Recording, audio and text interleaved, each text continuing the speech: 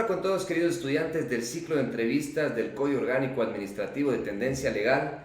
El día de hoy tengo la oportunidad de entrevistar al doctor Marco Antonio Morales. Él es abogado y magíster en Derecho Administrativo por la Universidad San Francisco de Quito. Además es candidato a PhD por la Universidad de La Coruña y abogado en libre ejercicio en el estudio jurídico Morales y Asociados. Con el doctor Morales vamos a conversar sobre un tema muy importante en el Código Orgánico Administrativo, como es el procedimiento coactivo. Doctor, muy buenos días y bienvenido. Buenos días, muchas gracias, Andrés. Sobre el procedimiento coactivo es interesante un poco realizar una reseña de lo que es el procedimiento coactivo, para qué sirve el procedimiento coactivo y un poco de dónde nace el procedimiento coactivo. El procedimiento coactivo es un procedimiento básicamente de cobranza. Es eso, es un procedimiento mediante el cual la administración pública puede cobrar para sí los haberes que adeuden los particulares. Ahora bien, en el tema de la coactiva es un tema interesante, que es una potestad exorbitante que nace del principio de autotutela administrativa. Cuando la administración pública genera un acto administrativo y este acto administrativo tiene que ser cumplido, se lo hace a través de la autotutela, es decir, la administración pública puede por sí misma, sin necesidad de acudir a un juez, obligar al cumplimiento del acto. En base a este mismo principio, el principio de autotutela administrativa, la administración pública también puede cobrar las acreencias que tenga en aquellas materias en donde el legislador le haya permitido este tipo de cobranza un poco más ágil. No tiene que acudir donde un juez, hacer un procedimiento de ejecución, sino que directamente ejecutará la cobranza. Específicamente nace la coactiva para el cobro de tributos. Es ahí donde tiene su fundamento el procedimiento coactivo. La coactiva nace como un procedimiento de cobro tributario. ¿Por qué? Porque claro, no podía la administración pública esperar todo un proceso de cobranza judicial para recaudar haberes que le permiten la misma vida al Estado. Si no tenemos tributos, no hay administración pública, mucho menos administración de justicia, y entonces hubiéramos caído en un círculo vicioso. Un colapso del Estado. Un colapso del Estado por no recuperación de dineros. Pero claro, inicia como un procedimiento de cobranza exclusiva de tributos y empieza a ampliarse a otras áreas también de importancia de desarrollo dentro del Estado. Por ejemplo, la Ley de Enjuiciamiento Civil de 1907 en el país autorizaba el cobro también a la Caja del Seguro Social, a la Banca de Fomento, al Banco Central y a las deudas tributarias. Entonces vemos que la cobranza coactiva se fue ampliando también a otras áreas de desarrollo que permitían el correcto desarrollo del Estado. En la actualidad, en el Ecuador, hemos tenido una explosión con respecto a la potestad coactiva, porque casi todas las entidades públicas tienen la posibilidad del cobro coactivo para algún tipo de obligación. Algún tipo de obligación, casi todas las entidades públicas tienen posibilidad de cobro coactivo. Y es más, dentro de lo que señala las disposiciones reformatorias del Código Orgánico Administrativo, se reformó el artículo 57 de la Ley Orgánica de la Contraloría General del Estado, en el que se establece la potestad coactiva de la Contraloría, y se señala que la Contraloría General del Estado podrá cobrar todo tipo de acreencia de las demás entidades públicas que no tengan potestad coactiva. Entonces, ahora, inclusive si es que una entidad pública no tiene un procedimiento coactivo, puede solicitarle a la Contraloría General del Estado que realice la coactiva a nombre de esta institución. ¿Y en su opinión, doctor, ha sido favorable o más bien es un retroceso el que cada vez se vaya ampliando la coactiva a más y más entidades del gobierno? Es una pregunta interesante porque tiene dos posturas evidentes. Si yo soy la administración pública y quiero recaudar mis acreencias, obviamente voy a preferir el procedimiento coactivo.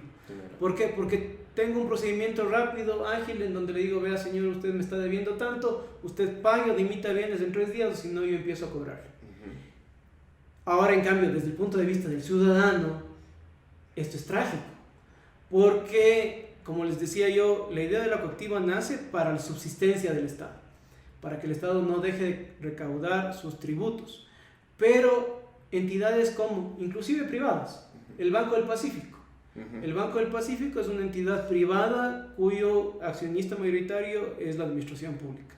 Por mandato del Código Orgánico Monetario Financiero se señala que todas las instituciones financieras en donde tengan la mitad más uno de acciones el Estado podrá gozar de potestad coactiva.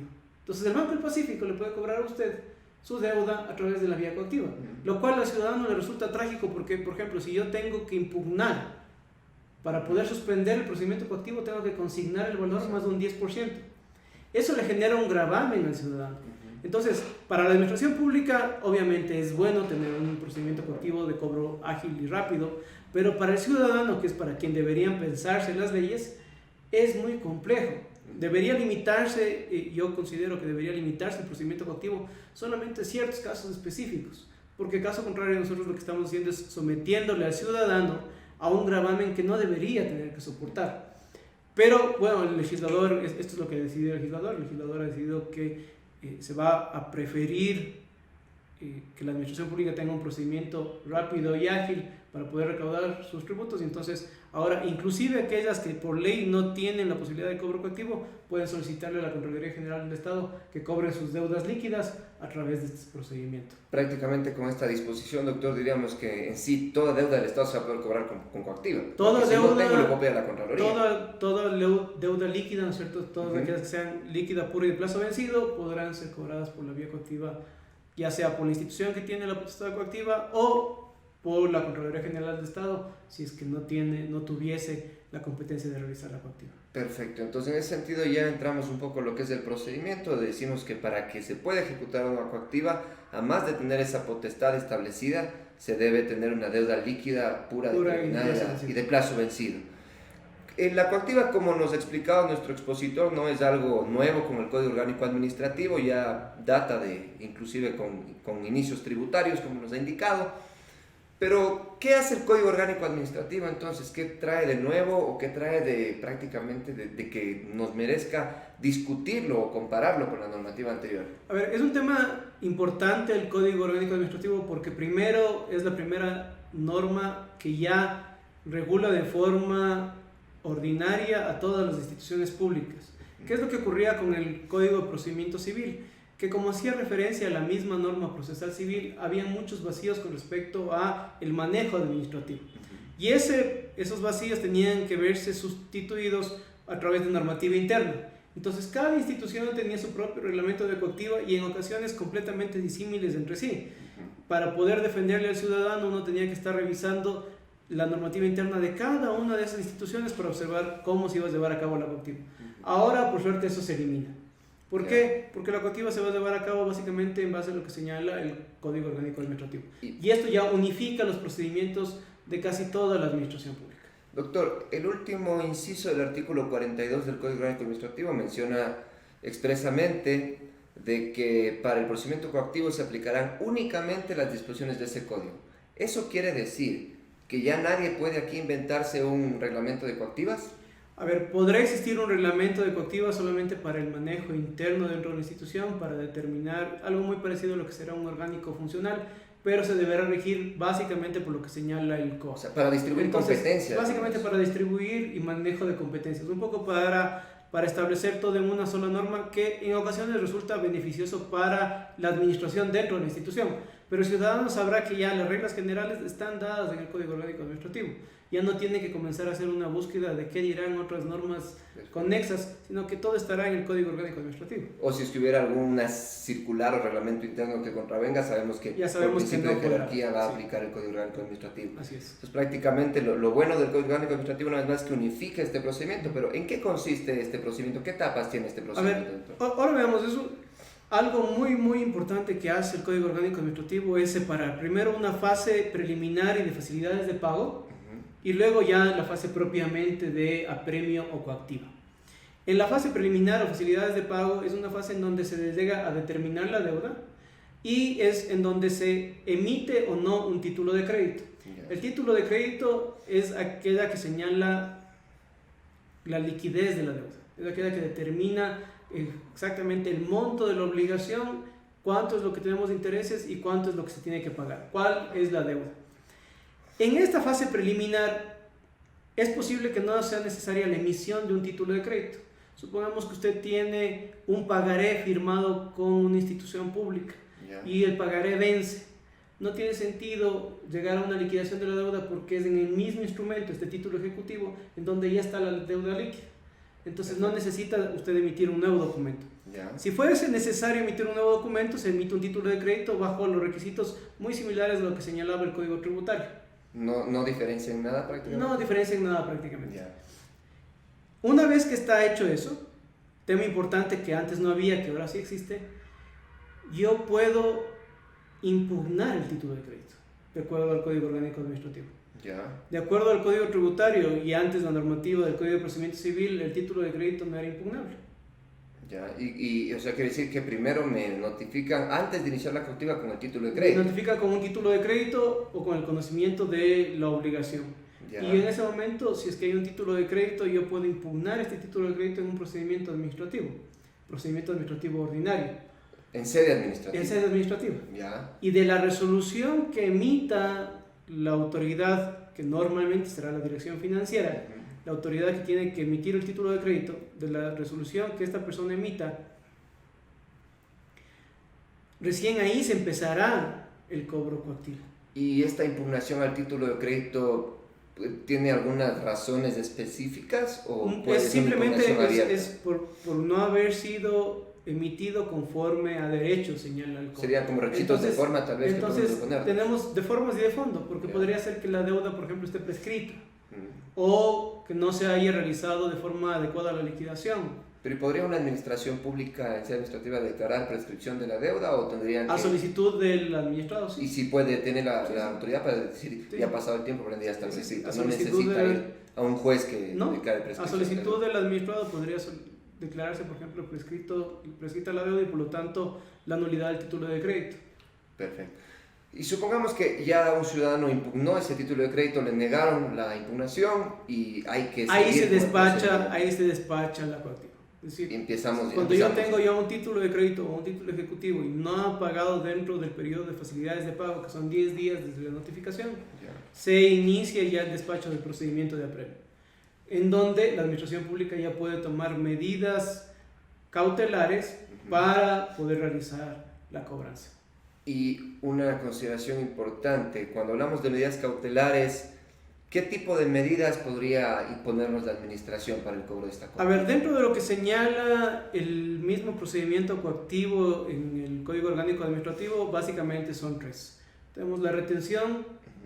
de dinero, la prohibición de enajenar y el embargo. Perfecto. Esas son las tres principales que nos señala el Código Orgánico Administrativo. Ahora, dentro del embargo, es posible que yo deba practicar un allanamiento Ujú. o deserrajamiento. En este caso es el único momento en donde el órgano ejecutor, antes mal llamado juez de coactiva, Ujú. debe acudir a un juez de contravenciones para solicitar una autorización judicial para poder vulnerar el derecho a la inviolabilidad de domicilio y de esa forma poder practicar el allanamiento.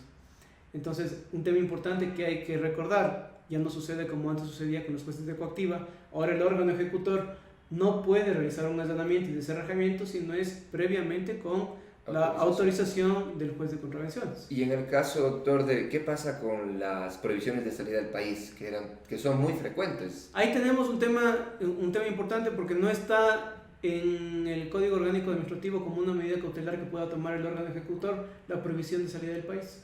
No se encuentra dentro del procedimiento coactivo esa medida.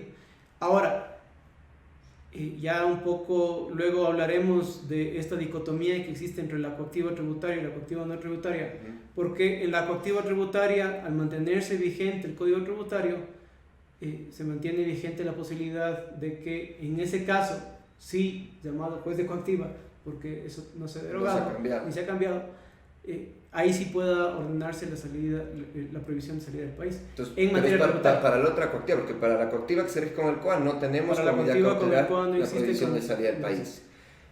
Doctor, antes de pasar al tema de hacer la comparación, que es bien importante el tema tributario y el tema coactivo, más bien una pregunta, digamos, de la práctica, porque a veces uno dice, bueno, prácticamente cuando ya tienes una coactiva lo único que te queda es pagar.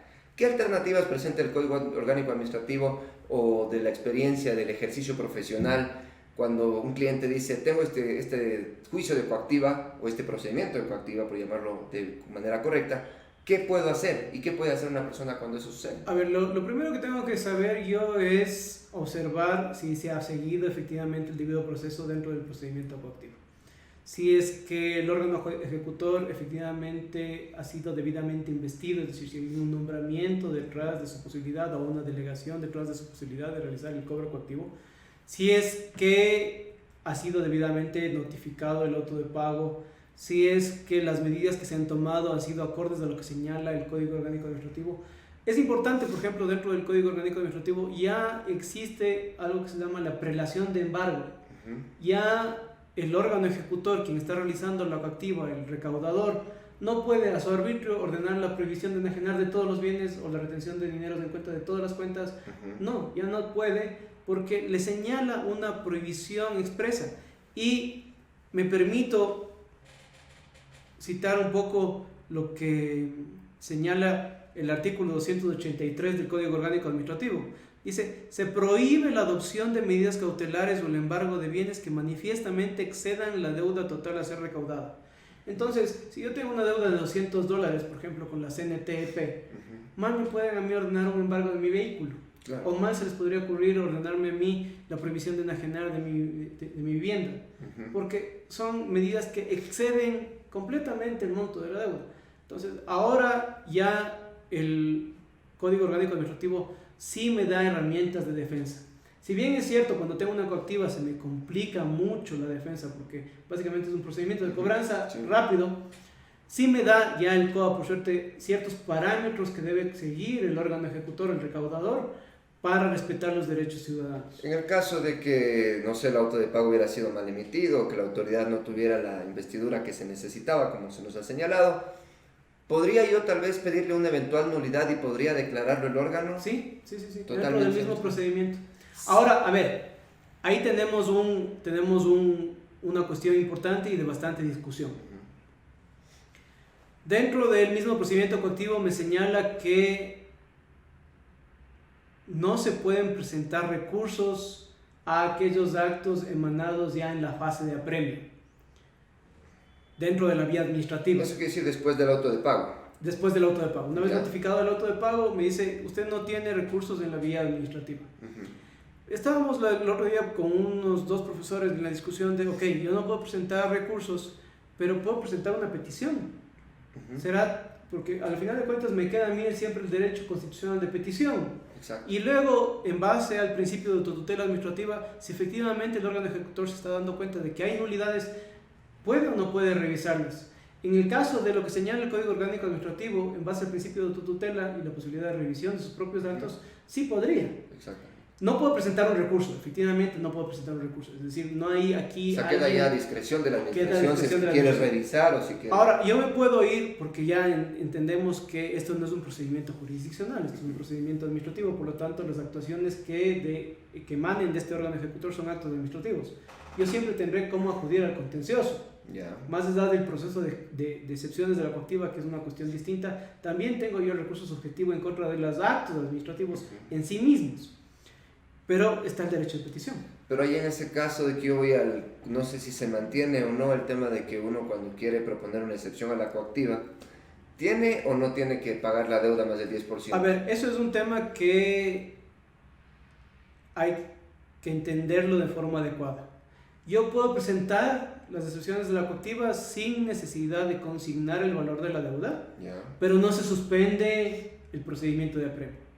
Es decir, yo presento mi demanda de excepciones de la coactiva, pero van a seguir todavía retenidos mis dineros en la cuenta, seguirá todavía con previsión de generar mis bienes y me podrá seguir cobrando hasta que el juez despache y resuelva lo que yo... Me podría incluso embargar ya. Me podría incluso embargar y me podría llegar a cobrar todo si es que yo no llego a consignar.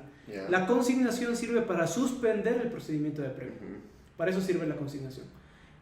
Claro, ¿pero es en todos los casos o en todas las causales? Es en todas las causales. ¿Y qué causales existen por las cuales yo puedo presentar unas excepciones a la coactiva? Bueno, tengo varias, todas de esas ligadas a las solemnidades sustanciales, ¿cierto? Igual, que haya sido competente el órgano que emitió el título de crédito y así como el que notificó el auto de pago. Entonces, el tema de competencia de las autoridades es causa de nulidad del procedimiento.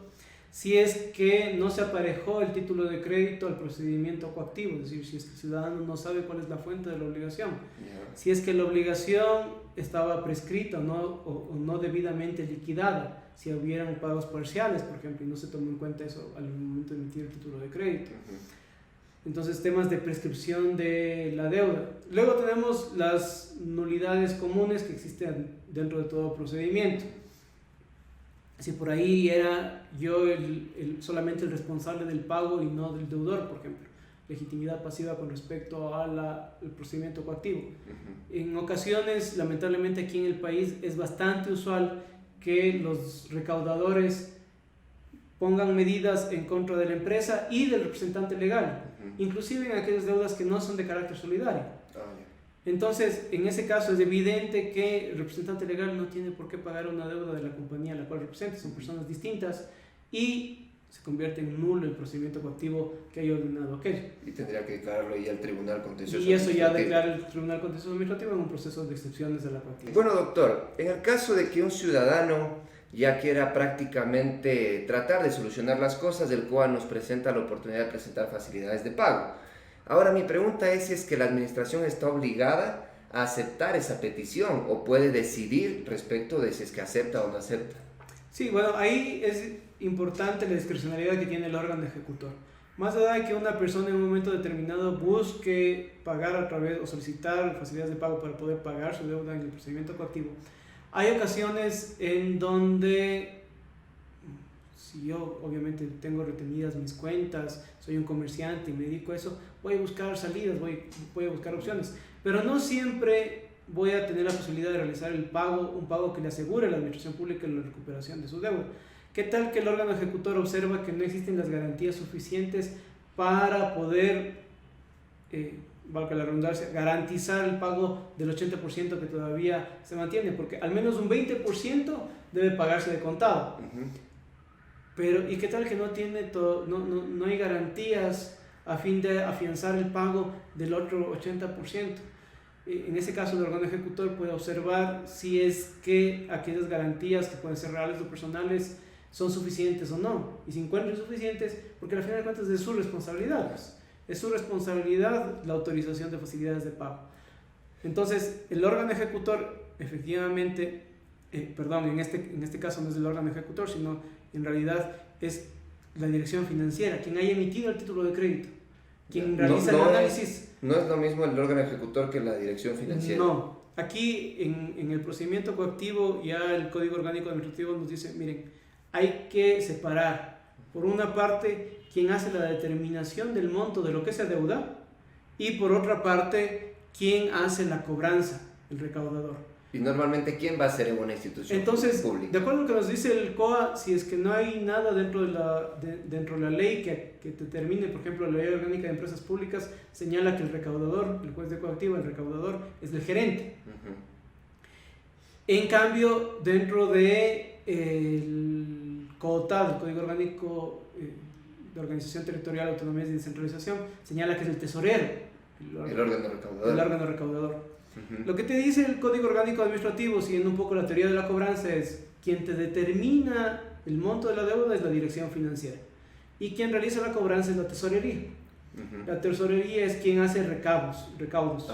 Entonces el recaudador es el tesorero y la dirección financiera será quien determine el monto de la deuda. ¿Y no es lo más práctico, lo más saludable, tal vez de encargar la de funcionario recaudador o instructor del procedimiento al director jurídico, tal vez por ser un procedimiento legal? No, porque, ahí es un tema que hay que tener conciencia. Nosotros normalmente le hemos llamado jurisdicción coactiva y hemos creído que esto es de ámbito jurisdiccional, pero es un procedimiento de cobro. La tesorería de las instituciones públicas debe estar debidamente capacitada para realizar las cobranzas. Ahora bien, este es un procedimiento ya distinto de cobro, no es una cobranza común, es una cobranza especial. Efectivamente deberá existir un asesor legal adecuado con conocimiento de el procedimiento para que se respeten todas las normas y sobre todo los derechos de los ciudadanos.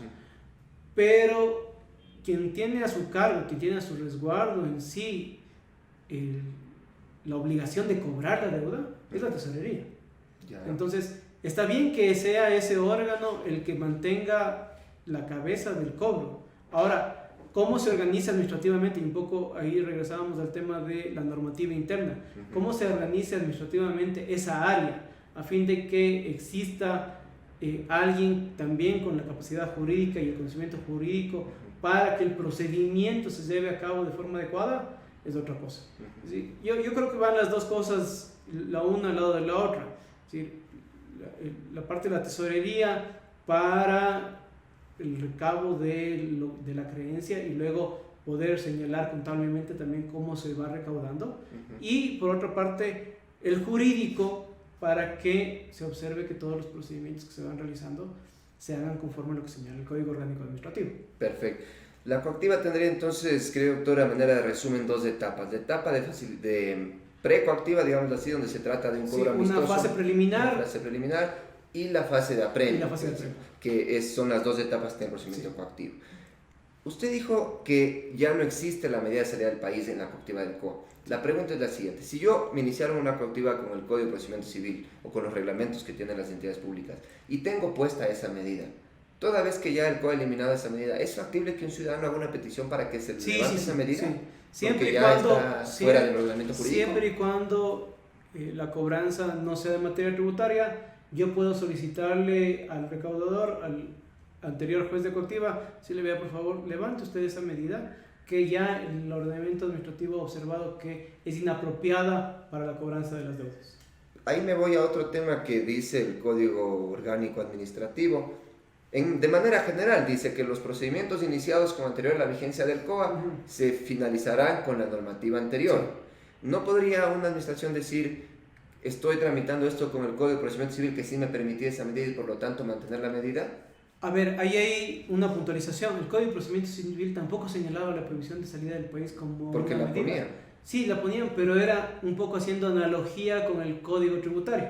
Porque el Código Tributario sí señala esa como una de las medidas a ser tomadas por un juez de coactiva. Perfecto. Y como no existía una norma, así como ahora que tenemos en el Código Orgánico Administrativo, como no existía una norma que regule de forma completa la coactiva, normalmente, ¿qué es lo que hacían en la norma interna las instituciones? En la norma interna señalaban que se aplicará el Código de Procedimiento Civil y el Código Tributario en aquello que no contravenga esa norma. Para tener también esas medidas. Y entonces tenían también las medidas del Código Tributario. Perfecto. Y ahora justamente que entramos al tema del Código Tributario, porque a mí me parece que quienes van a tener complicación principalmente son, por ejemplo, municipios. Ellos manejan dos tipos de deudas, tributarias y no tributarias. Y nos ha dicho el COA que el COA no deroga el Código Tributario. Lamentablemente, dentro del procedimiento del Código Orgánico Administrativo y la redacción, nunca se dejó claro que la coactiva también va a regular a la coactiva tributaria. Dentro del Código Orgánico Administrativo lo que se dejó claro es que los procedimientos del COA no aplicarán a materia tributaria. Eso está claro. Por lo tanto, queda vigente el Código Tributario. Al aplicarse los procedimientos del Código Tributario a la materia tributaria y al ser el procedimiento coactivo un procedimiento dentro de la materia tributaria, se queda vigente el procedimiento coactivo del Código Tributario. O sea, tenemos dos procedimientos coactivos. Entonces, ahora, dependiendo del tipo de obligación, yo tendré para aquellas obligaciones de carácter no tributario que aplicar el procedimiento coactivo del Código Orgánico Administrativo, y para aquellas obligaciones de carácter tributario tendré que aplicar la coactiva del Código Tributario, lo cual es una locura. Que prácticamente a las entidades que sí manejan ese dos tipos de obligaciones les traerá bastantes complicaciones. Les traerá complicaciones por las obligaciones que señala el Código Orgánico Administrativo, de, por ejemplo, cómo llevar expedientes, el tema de los principios. Que son diferentes. Que son diferentes, porque el Código Tributario no llega al detalle que llega el Código Orgánico Administrativo. Y entonces lo más fácil para las instituciones hubiera sido tener un solo procedimiento. Exacto. Y para el ciudadano también. Y obviamente para el ciudadano también. Ahora, esperemos que ya sea el legislador o la práctica, porque a la final de cuentas el procedimiento coactivo es el mismo. No importa la obligación, tributaria o no tributaria, de acuerdo a la doctrina del procedimiento coactivo, es el mismo. Debió haberse hecho uno solo. Debería hacerse uno solo. Antes de empezar la entrevista, doctor, conversamos de una eventual posibilidad de que el Código de Procedimiento Civil todavía siga vigente, o sea, que no, cuando el COGEB intentó ya sepultarlo, quedó ahí un poco de vida hasta que salga la ley de la materia administrativa. Decía, ahora que ha salido la materia administrativa, creeríamos que ya está totalmente sin aplicación. Pero usted tenía un análisis muy interesante que nos decía que tal vez no estaría totalmente sepultado el Código de Procedimiento porque Civil. si yo dejo con vida el Código Tributario, el Código Tributario hace referencia expresa que de forma subsidiaria se aplicarán las normas del Código de Procedimiento Civil. Y al no haberle derogado ni haber señalado de forma expresa que para el procedimiento coactivo se aplicará solamente el Código Orgánico Administrativo, para todos los ámbitos, ya sean tributarios o no tributarios, el Código Tributario le está reviviendo, le hace como un zombie al Código de Procedimiento Civil para la materia de coactiva tributaria. Y entonces, más allá de que inicien los procedimientos coactivos ya desde el 7 de julio del 2018, si yo aplico la coactiva tributaria, le vuelvo a revivir, tengo la posibilidad de revivir el procedimiento civil. Y yo no tengo la facultad para decir, donde dice Código de Procedimiento Civil, entiéndase COA, porque eso no fue lo que dijo el legislador. No fue lo que dice el legislador, lamentablemente ahí me parece que hubo una mala técnica legislativa al final, porque sí, tal vez no, en materia tributaria tenía algunos recursos y reclamos que son específicos que el tiempo no le dio al legislador para introducirlos dentro del procedimiento administrativo. En un momento determinado se pensó que el COA también iba a abarcar a los procedimientos tributarios, pero al final el legislador decidió no, vamos a sacar todos los procedimientos tributarios, los vamos a dejar como estaban antes, no los vamos a tocar. Pero se olvidó el legislador que dentro de esos procedimientos está también la coactiva. Que es similar a la coactiva administrativa. Que es la misma. Y entonces aquí sí no tenía sentido mucho dejarle de lado. Yo creo que fue una falta, un pequeño error de técnica legislativa, y simplemente señalar que en materia tributaria quedarán vigentes todos los procedimientos, con excepción de la coactiva. Hubiera sido lo que debieron haber hecho y no hicieron. Hemos estudiado el procedimiento coactivo en líneas generales, seguramente hay mucho más que hablar sobre este tema, pero el tiempo de la entrevista no es tan extenso. Doctor, para despedir esta entrevista me gustaría que nos diga, de su opinión personal, qué es lo positivo y lo negativo que tiene el COA. A ver, como cosas positivas que ya nos da una sola norma que me permite una mayor protección de derechos del ciudadano. Desde la misma impugnación en vía administrativa al título de crédito, como la determinación ya de obligaciones del órgano recaudador con respecto a qué cosas se pueden embargar, qué cosas no se pueden embargar, y la prelación que tiene que tomar en el embargo, el tema de igualar también el remate al 100% del valor del avalúo, un tema importante que hace el Código Orgánico Administrativo. Entonces, tiene sus beneficios del COA. Ahora, como perjuicio, lamentablemente, hay un poco el desfase con respecto a irse un poco más al detalle. Es decir, con una norma procedimental hubiera sido bueno ya no dejar tan abierto a que las instituciones públicas puedan normar demasiado en su normativa interna, sino ya algunas cosas señalarlas de plano dentro del mismo código. Como por ejemplo, ¿quién va a ser el funcionario? Por ejemplo, ¿quién va a ser el órgano recaudador? Aquí dice, si es que la norma no ha dispuesto lo contrario, será el tesorero. No, de una vez diga, será siempre toda institución tesorero, se acabó. Claro. Entonces sabemos que no me importa en qué institución pública estaré, el tesorero será el órgano recaudador. Ahora tendré que ir viendo si es que en la empresa pública es el gerente, si es que en el municipio es el tesorero, si es que en otro lado se ha recurrido a alguna otra persona. Entonces, esas cuestiones un poco, lo que buscaba el código era igualar procedimientos en todas las administraciones. Lamentablemente hay algunas cosas que se quedaron todavía un poco sueltas, y entonces sí hubiera sido preferible ajustar eso, que sea un solo procedimiento sin objeciones para todas las instituciones. Con esto prácticamente hemos analizado el tema de coactiva, hemos conocido los comentarios del doctor Marco Antonio Morales, que nos ha acompañado en esta entrevista, a quien le agradecemos y esperamos que nos sigan acompañando en el resto de entrevistas de este ciclo de entrevistas del Código Orgánico Administrativo. Muchas gracias, doctor. Muchas gracias, Andrés. Un gusto.